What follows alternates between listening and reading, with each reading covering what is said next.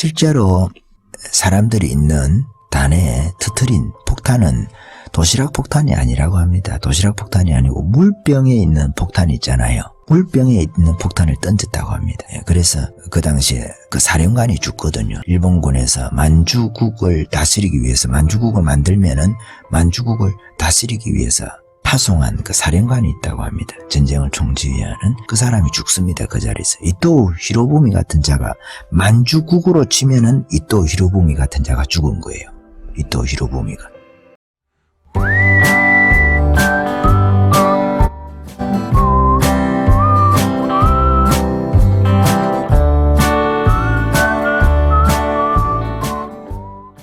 근데 이런 사람을 황교안이 어렵게 모셔왔는데 그것에 관해서 미래한국당 공천위원이었던 한성교라든지, 공천위원이 아니죠, 공병호 씨가 23번인가 21번인가로 뒤로 당선금 바깥으로 미룬 거예요. 이 윤주경 씨에 대해서, 이런 사람에 대해서 그렇게 한 거예요.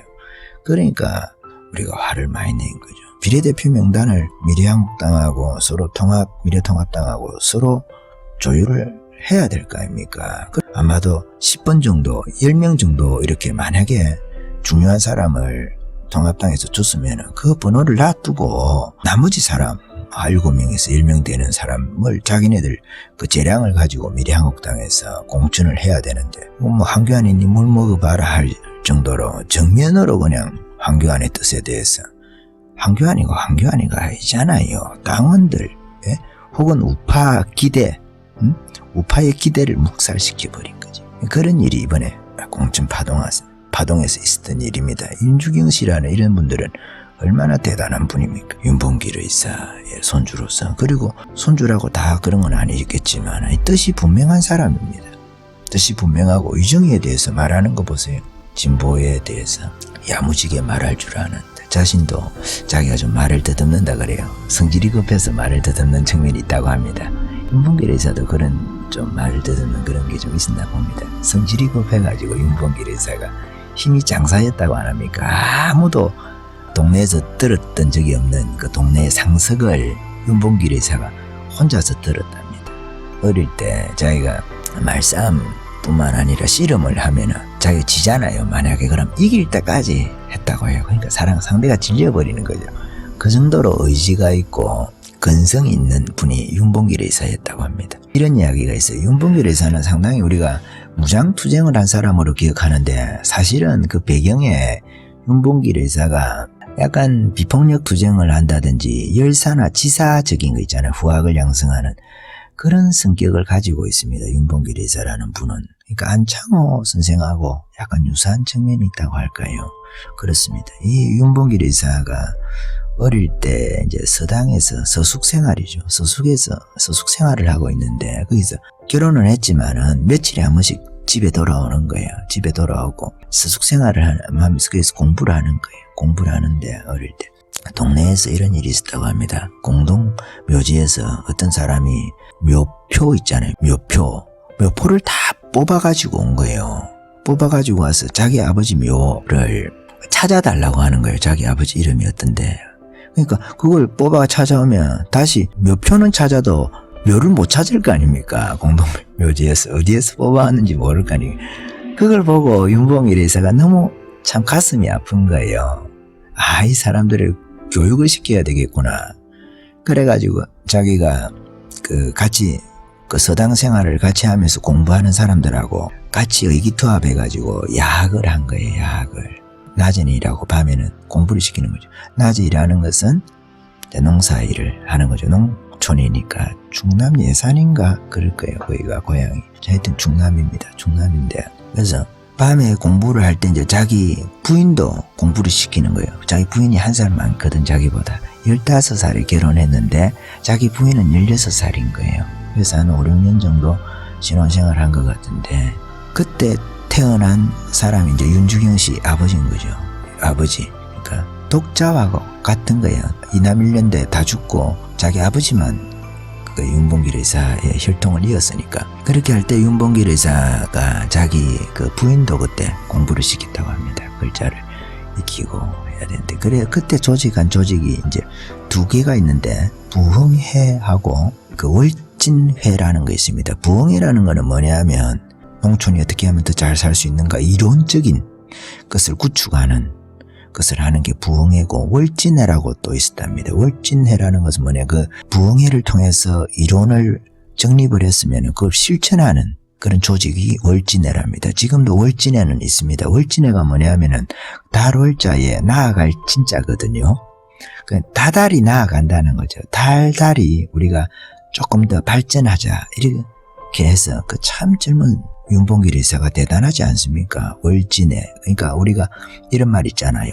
신일신 우일신 이런 거 있잖아요. 신 새롭게 하고, 일신 한 번 더 새롭게 하고, 우일신 또 한 번 더 새롭게 하는, 매일같이 발전해야 된다 이런 이야기 있지 않습니까? 그런 것처럼 월진회를 만드는 거예요. 그 월진회는 지금도 존재한다고 합니다.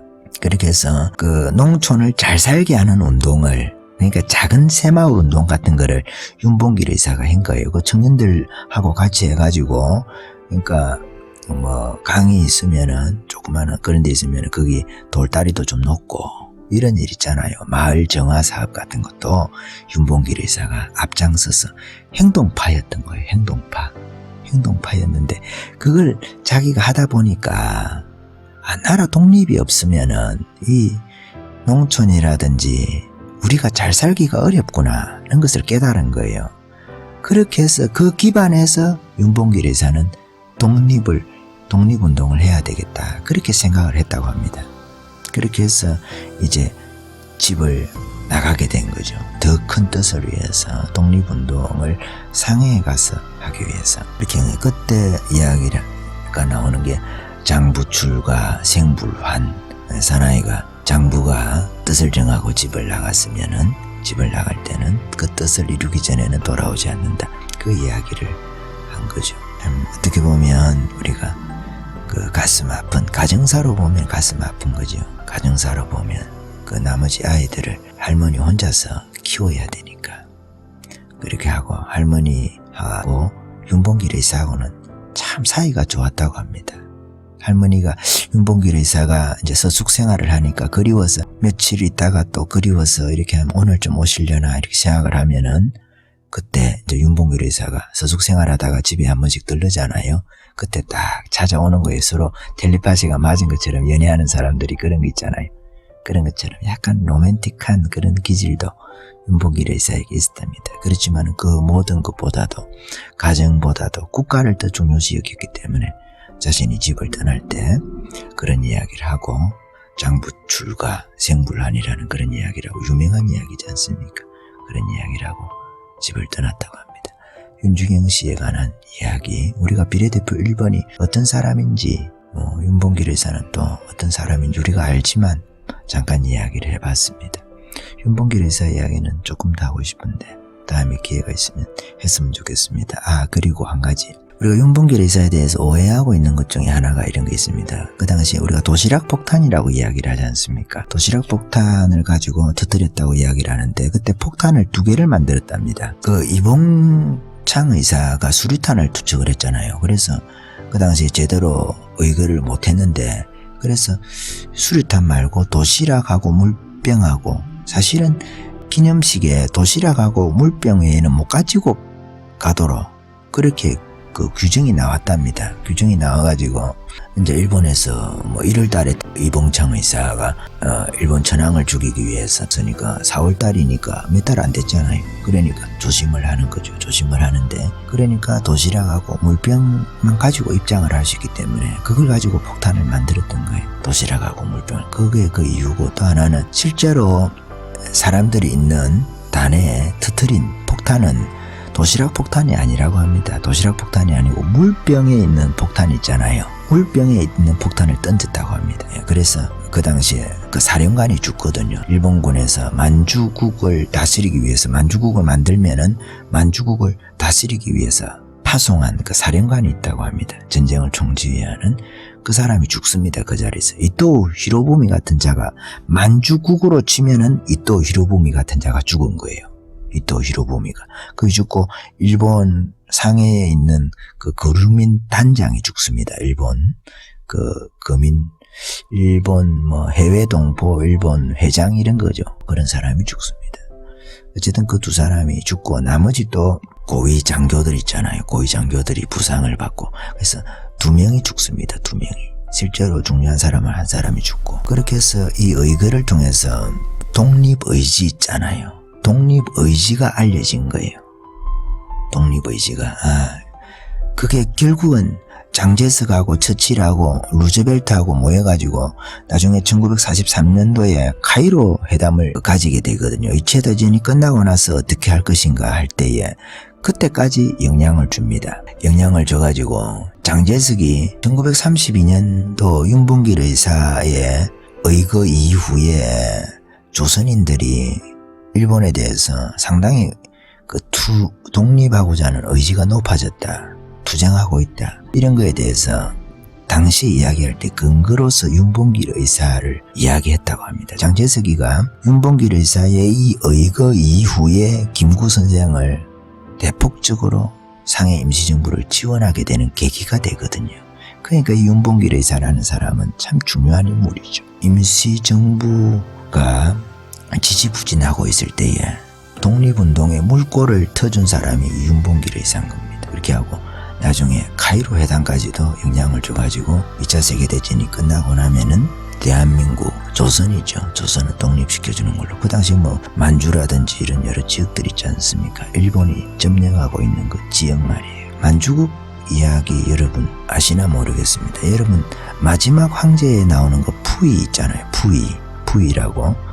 그 푸이가 청나라가 망하고 나서 그 마지막 황제거든요. 꼬마 황제 있잖아요. 그 황제가 일본이 만주국을 세웠을 때 만주국에서도 황제가 됩니다. 바지사장이죠. 바지사장. 일본의 어떤 제후국처럼 제후국도 안 되는 거지 사실은. 그냥 바지사장으로 세워둔 거죠. 그 역할을 푸이가 합니다. 그러니까 일본이 망할 때까지.